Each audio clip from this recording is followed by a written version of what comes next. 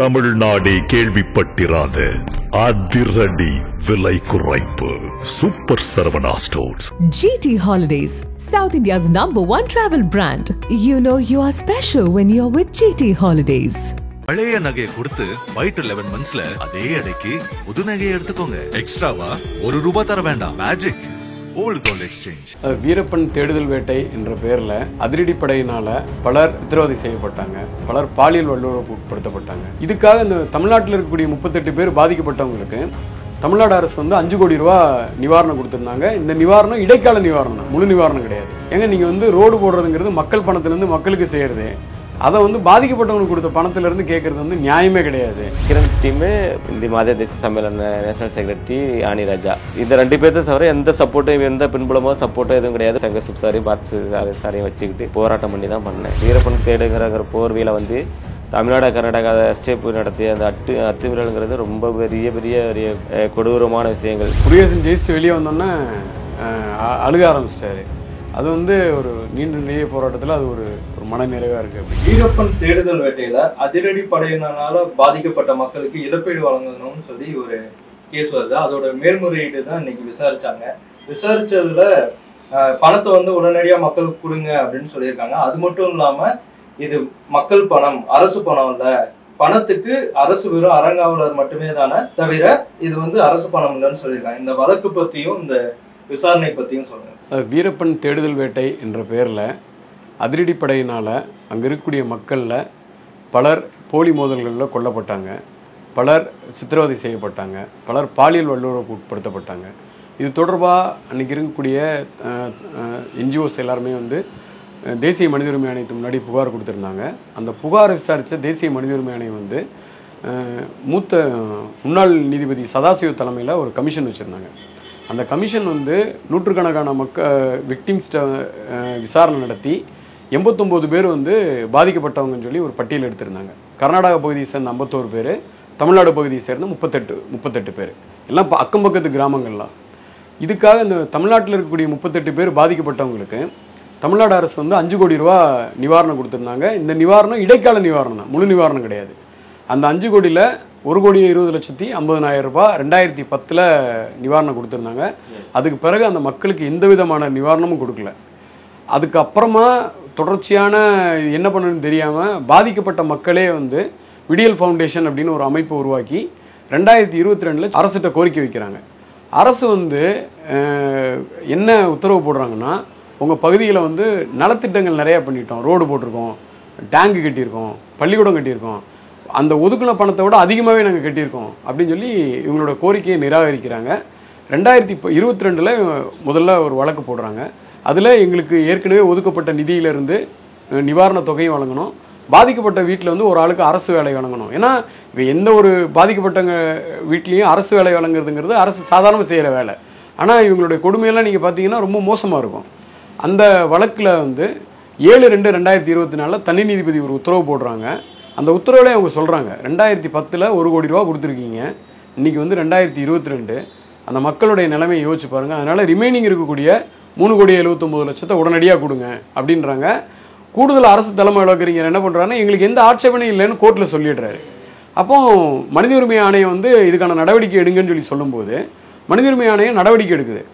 மனித உரிமை ஆணையம் எடுத்த நடவடிக்கைக்கு எதிராக உயர்நீதிமன்றத்தில் வழக்கு போடுறாங்க. அதாவது 2 விஷயம் மோசமானது. உயர்நீதிமன்றத்தில் வந்து எங்களுக்கு எந்த ஆட்சேபனையும் இல்லைன்னு சொல்லிட்டு உயர்நீதிமன்ற உத்தரவை நடைமுறைப்படுத்த கோரி மனித உரிமை ஆணையம் போட்ட நடைமுறைகளை எதிர்க்கிறது இருக்குல்ல, எதிர்த்து உத்தரவு போடுறாங்க. ஏற்கனவே 19/2/2025 ஹைகோர்ட் என்ன பண்ணுச்சுன்னா, அந்த பணத்தை முதல்ல கொடுங்கன்னாங்க. அந்த பணத்தை கொடுங்கன்னா 3,79,00,000 பழைய ப்ரொபோசிஷன்லேருந்து கொடுங்கன்னு சொல்கிறாங்க. ஆனால் இவர் என்ன பண்ணிட்டாரு, ஏற்கனவே 1,20,00,000 கொடுத்தல, அதே தான் மறுபடியும் கொடுப்பேன்னு சொல்லிட்டாங்க. அப்போ இந்த ரிமைனிங் பணம் இருக்கிறத வந்து நாங்கள் கேட்கும்போது தான் இப்போ மறுபடியும் இப்படி ஒரு வாதத்தை முன்வைக்கும்போது நீதிபதிகள் ரொம்ப கண்டனம் தெரிவித்தாங்க. ஒன்று வந்து, ஏங்க நீங்கள் வந்து ரோடு போடுறதுங்கிறது மக்கள் பணத்திலேருந்து மக்களுக்கு செய்கிறது, அதை வந்து பாதிக்கப்பட்டவங்களுக்கு கொடுத்த பணத்திலேருந்து கேட்குறது வந்து நியாயமே கிடையாது. ரெண்டாவது, உயர்நீதிமன்றம் ஸ்பெசிஃபிக்காக உத்தரவு போட்ட பிறகு கூட நீங்கள் நடைமுறைப்படுத்தினா உங்கள் மேலே நாங்கள் ஏன் நீதிமன்ற அவமதிப்பு எடுக்கக்கூடாது அப்படின்னாங்க. அவங்க மறுபடியும் பேசுனீங்கன்னா, நீங்கள் மறுபடியும் பேசுனீங்கன்னா நாங்கள் இதை விட தீவிரமான ஆர்டர் போடுவோம்னு சொல்ல போய் தான் நின்னாங்க. அந்த உத்தரவை அப்போ அரசு தாக்கல் செஞ்ச ரிட் மனு வந்து தள்ளுபடி பண்ணிட்டாங்க. வேலை கோரி இவங்க மறுபடியும் போட்ட வழக்கு வந்து தனி நீதிபதி முன்னாடி விசாரிக்கணும் அப்படின்னு உத்தரவு போட்டிருக்காங்க. இப்போ இந்த உத்தரவுக்கு அடுத்து என்ன பரிசீலனைகள் சார் நடக்கும்? இல்லை, இப்போ உடனடியாக வந்து அரசு ரிமைனிங் இருக்கக்கூடிய 2,59,00,000 ரூபாயை வந்து 1 மாத காலத்துக்குள்ளார இந்த பாதிக்கப்பட்ட மக்களுக்கு கொடுக்கணும். அதே போல் 1 மாத காலத்துக்கு அப்புறமா கொடுத்ததை பற்றியான ரிப்போர்ட் வந்து நீதிமன்றத்தில் சொல்லணும்னு சொல்லியிருக்கிறாங்க. இவங்க தாக்கல் பண்ண வழக்கு வந்து இன்னும் நிலுவையில் இருக்குது. அது தனி நீதிபதி முன்னாடி விரைவில் விசாரணை கொண்டு வரும் நாங்கள் எதிர்பார்க்குறோம். நீங்கள் பேசுகிறப்போ சொல்லியிருந்தீங்க அரசு வேலை குறித்தும் அதில் குறிப்பிட்டிருக்காங்க, அதை பற்றி எதுவும் இல்லை. இப்போ நார்மலாக நீங்கள் இப்போ வாச்சாத்தியில் வந்து பாதிக்கப்பட்டவங்க இல்லை பொதுவாக ஒரு இடத்துல பாதிக்கப்பட்டவங்களுக்கு அரசு என்ன பண்ணுவாங்கன்னா உடனடியாக வந்து பண ரீதியான நிவாரணம் ஒன்று கொடுத்து பாதிக்கப்பட்டவங்களுக்கு வந்து வேலை கொடுப்பாங்க. இப்போ தூத்துக்குடி ஸ்டெர்லைட் துப்பாக்கிச்சூடில் இறந்தவங்க எல்லார் வீட்லேயும் வந்து வீட்டில் ஒரு வேலை கொடுத்துருக்காங்க. இந்த வழக்கில் நிறைய பேர் போலி மோதல்களில் கொல்லப்பட்டாங்கங்கிறது தான் கமிஷனுடைய ரிப்போர்ட்டு. நிறைய பேர் 1 நாள் 2 நாளில் மாதக்கணக்கில் அடைத்து வச்சு பாலியல் வல்லுறவுக்கு உட்படுத்தப்பட்டிருக்கிறாங்க. கொடூரமான சித்திரவதை வந்து உட்படுத்தப்பட்டிருக்காங்க. அப்போ அவங்களுக்கு இந்த சித்திரவதைகள்னாலே அவங்களால வேலை செய்யக்கூடிய திறனெல்லாம் கிடையாது. நீங்கள் அந்த பகுதியில் அவங்களெல்லாம் போய் பார்த்தீங்கன்னா அவங்க நிலைமை ரொம்ப மோசமாக இருக்குது. அப்போ அவங்க வீட்டில் யாராவது ஒருத்தருக்கு வேலை கொடுத்தா மட்டும்தான் குறைந்தபட்சமாக அவங்களால ஒரு வாழ்க்கை உத்தரவாதமாக வந்து வாழ முடியுங்க. அதுதான் இவங்களோட கோரிக்கையாக இருக்குது.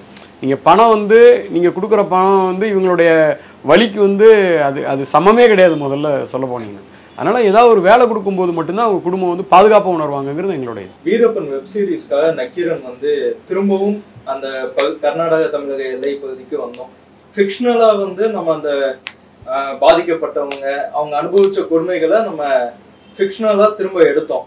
அதை வந்து ஸ்க்ரீனில் பார்க்கும்போதே அவ்வளவு கொடூரமாக அவ்வளோ வலிமிகுந்ததாக இருந்துச்சு. அதை வந்து நேரடியாக அனுபவிச்சவங்க நீங்கள். இத்தனை வருஷமா அந்த கேஸ் நடந்துக்கிட்டே இருக்கு, இழப்பீடுக்காக நீங்க போராடிக்கிட்டே இருக்கீங்க. இந்த போராட்டம் உங்களுக்கு எப்படி சார் இருக்கு? இந்த போராட்டங்கிறது வந்து பார்த்தீங்கன்னா எங்கள் நியாயத்துக்கு கிடைத்த வெற்றி. என்றைக்கும் வந்து நீதி சாகாது அப்படின்னு ஒரு சொல்லுவாங்க. அதை நிறைய பேர் நியாயத்துக்கான வெற்றியாக பார்க்குறேன். எல்லாமே என்னோடய போராட்டங்கிறது ரொம்ப தொடர்ச்சியான போராட்டம். நிறைய சூழல்களை கடந்து பணம், அமௌண்ட் ப்ராப்ளம், ட்ராவலிங்கு, வறுமை, நிறைய விஷயங்களை தாண்டி தொடர்ந்து பயணம் பண்ணி இது பண்ணினது. 2021 நம்ம ட்ரஸ்ட்டு ஆரம்பித்து வழக்கு போட்டு கவர்மெண்ட் வந்து டைரெக்ஷன் கொடுக்குது, அமைப்பு கூப்பிட்டு வீரப்பன் பிரச்சனையை வந்து ஸ்டாண்டர்ட்ஸ் ஒரு முடிவெடுங்க அப்படின்னு சொல்லுது. அதன் பிரகாரம் வந்து chief secretary, home secretary, deputy செக்ரட்டரியோட ஃபர்ஸ்ட் நாள் இறங்கி போகுது. அடுத்த நாள் முதல்வரை சந்தித்து பேசுகிறேன். இது மாதிரி விஷயங்கள்லாம் நடந்தபோது அவங்க எனக்கு ஒரு மலுப்பலான பதிலாக சொல்கிறாங்க. அதுக்கப்புறம் எனக்கு ரொம்ப மனசு உடைஞ்சி எனக்கு திக்கு தெரிய நாதியத்தை போய் நிலைமையில் ஒரு சூழல் உருவாகுது. எனக்கு யாரும் கை கொடுக்க நிலைமை இல்லை. என்கிட்ட இருக்கிற போதிய ஆதாரங்களும் கூட 1-2 தான் இருக்குது. அந்த சூழலில் தான் வந்து நம்ம சங்கர்சுப் சாரோட நேர்மை வந்து நான் கேள்விப்படுறேன். அப்போ வந்து இந்த பிரச்சனை ஓடிட்டுருக்கு, இந்த சிறுமதி பொண்ணு வழக்கு ஓடிட்டுருக்கு. சார் ரொம்ப பிஸியாக இருக்கார். சாரை வந்து ஒரு 4 விசிட்டை இது பண்ணி அவர் அண்டர்ஸ்டாண்ட் பண்ண வைக்கிறேன். அவர் இந்த வழக்கை எடுத்துக்கிட்டு பண்ணார். அவர் ரொம்ப ஒரு என்ன சொல்கிறது, ஒரு கம்யூனிஸ்ட்வாதியும் ஒரு எந்த எதிர்பார்ப்பும் இல்லாமல், ஒரு ட்ரஸ்டடாக அவ்வளோ பெரிய ஒரு மூத்த வழக்கறிஞர் கூட இல்லாமல் ஒரு இறங்கி வந்து ரொம்ப எளிமையாக பழகி என்கிட்ட அண்டர்ஸ்டாண்ட் பண்ணி, அப்புறம் ஒரு சாரை வந்து சார் ஜூனியர் அட்வொகேட் இது இன்ட்ரடியூஸ் பண்ணி வச்சார். அவர் எங்களோட கதையை வந்து அவர் சின்ன பையனாக இருக்கிற போது 93 இந்த இஷ்யூஸ் நடக்கிற போது அவர் காலேஜ் படிக்கிற போது எங்கள் கதையை வந்து அண்டர்ஸ்டாண்ட் பண்ணவர். அவர் மதுரைக்காரரு, மதுரையில் படிச்சுட்டு இருந்தபோது அவர் ஆல்ரெடி எல்லாம் ஃபிக்ஸடாக மைண்டில் வச்சுருக்காரு. அவர் உங்களுக்கு இவர் தான்ப்பா சரியான ஆள்னு அவர் இது பண்ணுறாரு. இவர் எங்களுக்கு என்ன சொல்கிறது, இவர் எங்களுக்கு நான் எடுத்து கொடுத்தேன்னா டக்குன்னு சாரே கைட் பண்ணுற அளவுக்கு ஒரு நல்ல ஒரு மைண்ட் செட்டு, நல்ல தெளிவான இப்படி அடித்தா இப்படி கொண்டு போனால் இப்படி இந்த வழக்கை ஜெயிக்க முடியும் அப்படிங்கிற மாதிரி எனக்கு ஒரு கடவுள் கொடுத்த கிட்டாக தான் 2 பேர்த்தையும் பார்க்குறேன். மறுபடியும் வந்து வழக்கு போடுறோம், மறுபடியும் சிங்கிள் ஜட்ஜ் முன்னாடி வருது. அது அந்த அம்மா வந்து கொடுக்க சொல்லி இது பண்ணுறாங்க, என்ஹெச்ஆர்சி டைரெக்ஷன் கொடுக்க சொல்கிறாங்க, நீங்கள் அமௌண்ட்டு பிரிக்க சொல்லுங்க. அவங்க அமௌண்ட் பிரித்து இது பண்ணுறாங்க. அதை வச்சுக்கிட்டு மறுபடியும் நீங்கள் எங்களை கேட்காம பண்ணிட்டீங்க அப்படின்னு சொல்லிட்டு கவர்மெண்ட் வந்து ஸ்டே வாங்குது. திருப்பி மறுபடியும் 1 இயர் இழுக்குது. நிறைய அடுத்தடுத்து விடாமல் வந்து எங்கள் நியாயத்தை கேட்டுகிட்டே இருக்கோம். தலைக்காத வழக்கறிஞர்களும் வந்து தலைக்காமல் நான் கேட்குறதெல்லாம் நான் பண்ணிகிட்டே இருப்பாங்க. அது பண்ணிகிட்டே இருக்கிற போது அந்த வழக்கு தான் வந்து இப்போ வந்தது. இப்போ கடந்த ஏப்ரல் 8ஆம் தேதி இந்த 2022 ஏப்ரல் 8ஆம் தேதி கொஞ்சம் பேலன்ஸ் கொஞ்சம் 1,20,50,000 வந்து மக்களுக்கு இஷ்யூ பண்ணாங்க. இது என்ஹெச்ஆர்சி ஆர்டர் பிரகாரம் வந்து இருக்கிற அமௌண்ட்டு பழைய கேட்டகரி பிரகாரம் எல்லாத்தையும் பிரிச்சிடணும் அப்படிங்கிற அந்த ஃபார்மேட் அவங்க சொல்லியிருந்தாங்க. பட் இவங்க கவர்மெண்ட் அண்டர்ஸ்டாண்ட் பண்ணிச்சா இல்லையா தெரியல. பட்டு ஒரு மலுப்பலான ஒரு அமௌண்ட்டை கொடுத்துட்டு நான் அப்போ கூட நான் வாங்கக்கூடாதுன்னு தான் சொன்னேன். சார்லாம் வந்துட்டு இல்லை நம்ம வாங்கிட்டு தொடர்ந்து நம்ம வந்து வேறு வேணால் பார்த்துக்கலான்னு சொன்னதுனால தான் நான் வாங்கினேன். வாங்கியாச்சு.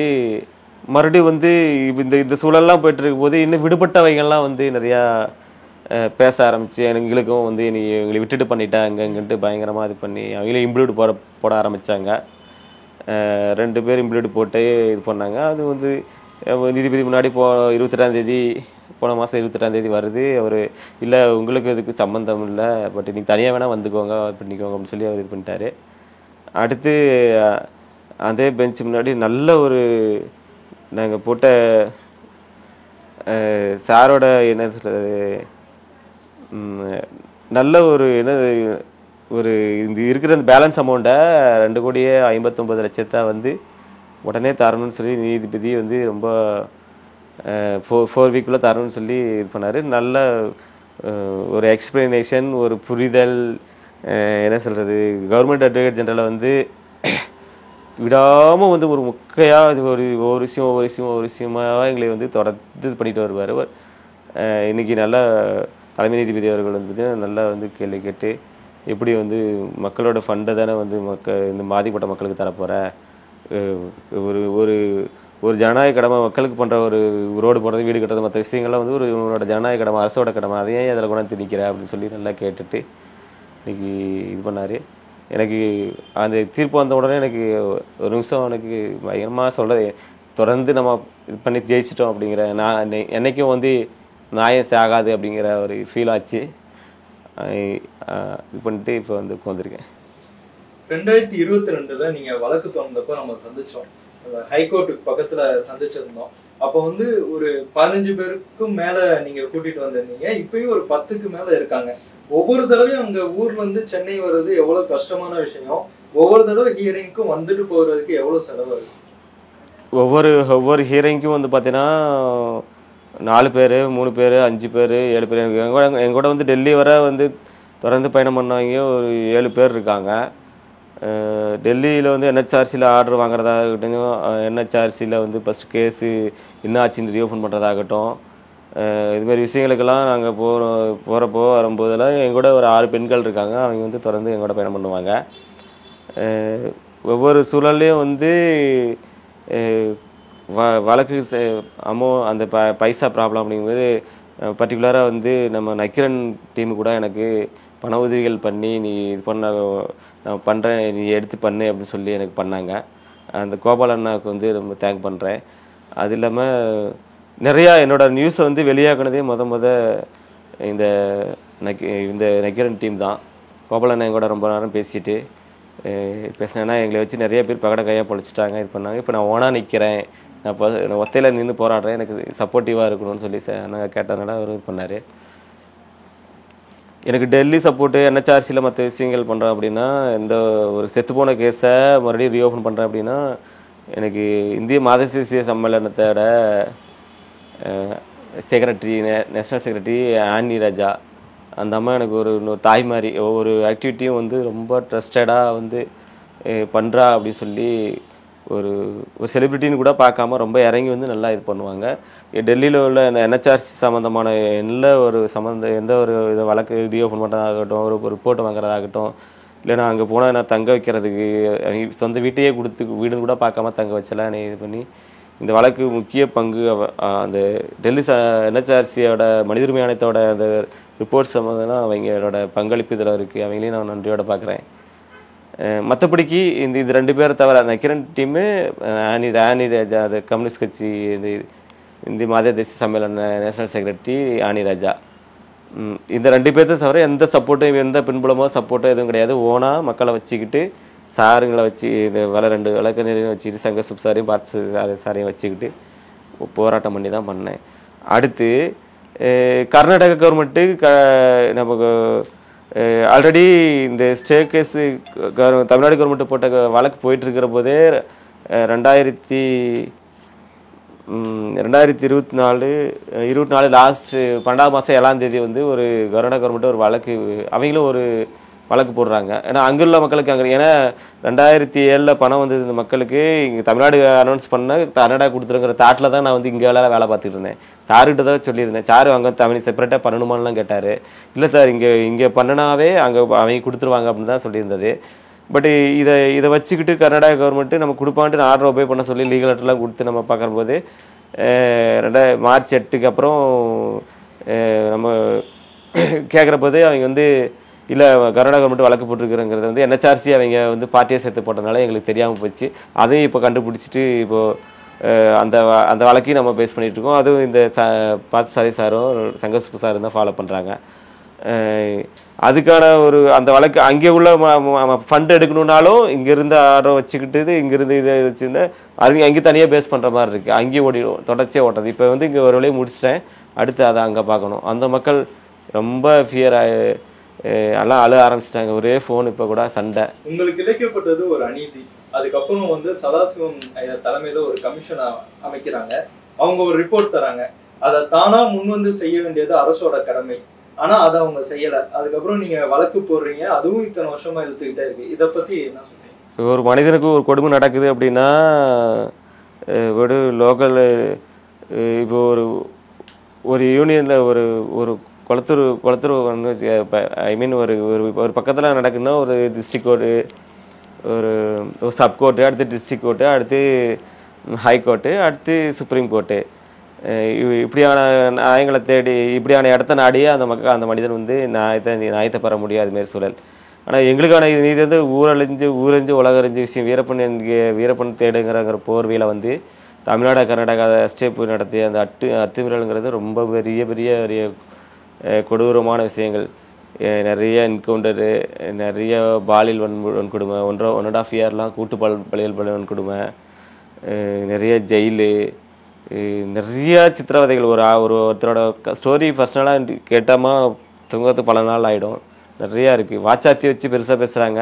வாச்சாத்தி ஒரு நாள் சம்பவம். எங்ககிட்ட பல வாச்சாத்தி இருக்குது. பட் வெளியே வரல. இப்போ தான் தோண்ட ஆரம்பிச்சிருக்கோன்னா இப்போ தான் ஸ்டெப் எடுத்து முக்கால்வாசி உயிர் போயிடுச்சு. நாங்கள் வந்து எங்களுக்கு சம்மந்தப்பட்ட ஆஃபீஸர்ஸுக்கும் வந்து நீ தண்டனை நான் 2021 அப்படி தான் கேட்டிருந்தேன். நீ தண்டனை கொடு, எனக்கு அமௌண்ட் கொடுன்னு கேட்டதுனால தான் எனக்கு அந்த இது பெட்டிஷனை நிராகரித்தாங்க. கவர்மெண்ட் வந்து மலுப்பலான பதில் சொல்லிச்சு. எனக்கு தண்டனைலாம் நீ வேண்டாம், தண்டனையும் கொடுக்காத, எனக்கு கொஞ்சம் உயிர் இருக்குது, அந்த உயிரை வச்சுட்டு நான் வாழணும், ஏதாவது என் குழந்தை குட்டிகளுக்கு ஒரு வேலை கொடுத்தீங்கன்னா நான் கொஞ்ச நாள் உயிர் வாழ்வேன் அப்படின்னு தான் 2 மோட்டிவேஷனில் தான் வளர்க்கப்பட்டேன். இப்போ ஜெயிச்சிருக்கேன்.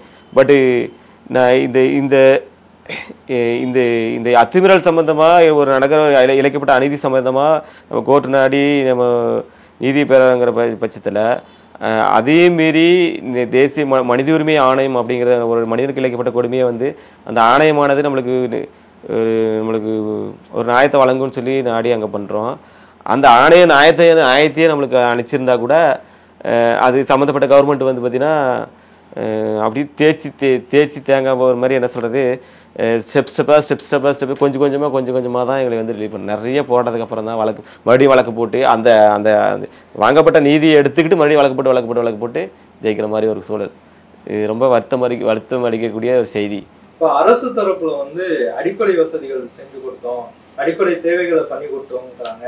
முன்னாடி இருந்ததுக்கும் இப்ப நீங்க இருக்க பகுதிக்கும் எவ்வளவு தூரம் மேம்பட்டு இருக்கு? அது அடிப்படை வசதிங்கிற வந்து வீரப்பன் காட்டுக்குள்ள இருக்கிற போது இருந்திருக்கலாம் சார். அப்போ வந்து மொபைல் இல்லை, அப்போ வந்து டெக்னாலஜி வளரல, மொபைல் செல்போன்லாம் இல்லை. ஒருவேளை இருந்திருந்தாலும் அது நெட்வொர்க் இருந்தால் அவர் பிடிக்க முடியாது அப்படிங்கிற சொல்ல கூட இருக்கலாம்.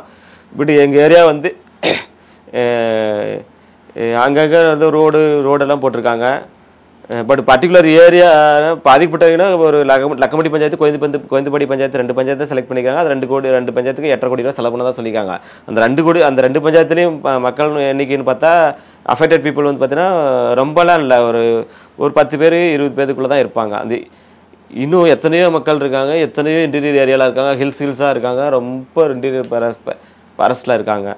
அவைகளுக்கு நீங்கள் பர்சனலாக எங்களுக்கே ரோடு போட்ட மாதிரி, எங்களுக்கே வீடு கட்ட மாதிரி, எங்களுக்கே லைட்டு போட்ட மாதிரி, எங்களுக்கே குடித்தண்ணி கட்டுற மாதிரிலாம் கவர்மெண்ட் காட்டுது ரொம்ப சகிக்க முடியாத ஒரு விஷயம்.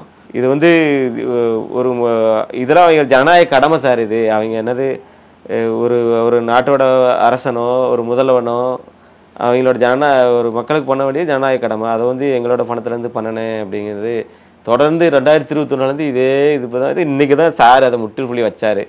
அதான் ஜட்ஜ் அதான் அண்டர்ஸ்டாண்ட் பண்ணி நல்லா வந்து இது பண்ணார். இன்னைக்கு உங்க இழப்பீடுங்கிறது உங்களோட உரிமை, அது முழுமையா கிடைக்க எங்களோட வாழ்த்துக்கள். அதாவது பொதுவாக வந்து ஒரு பாதிக்கப்பட்ட மக்கள் பொறுத்த வரைக்கும் வந்து இவ்வளோ துயரத்துக்கு பின்னாடியும் சட்டத்தின் மேலே ஒரு நம்பிக்கை வச்சு போராடுறாங்க. அதில் இந்த வெற்றி அப்படிங்கிறது வந்து அவங்களுக்கு உண்மையிலேயே முருகேசன் ஜெயிச்சுட்டு வெளியே வந்தோன்னே அழுக ஆரம்பிச்சிட்டாரு.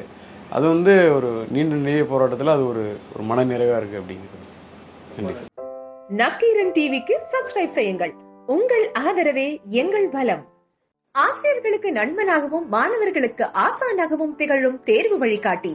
ஒவ்வொரு பாடத்திற்கும் அனுபவமிக்க ஆசிரியர்களின் துல்லியமான தெளிவான விடைகள். CNC இருக்கு, தேர்வு பயம் எதற்கு? இது தீரன் பப்ளிஷிங் ஹவுஸ் விற்பனை வெளியீடு.